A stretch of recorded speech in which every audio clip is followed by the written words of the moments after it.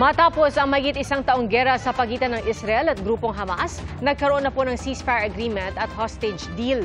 Ayon sa Foreign Minister ng Qatar na isa sa namagitan para sa kasunduan, posible ito ipatupad sa linggo, January 19. Sa unang bahagi nito, 33 hostages ang palalayain ng Hamas, kapalit naman ang pagpapalaya sa mga Palestinian prisoner.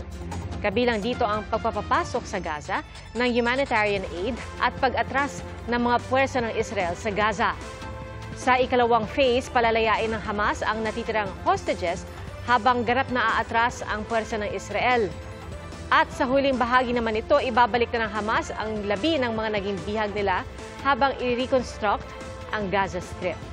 Pero hindi pa ito naaprubahan ng gobyerno ng Israel matapos akusahan ni Israeli Prime Minister Benjamin Netanyahu ang Hamas ng pagtalikod sa ilang parte ng kasunduan.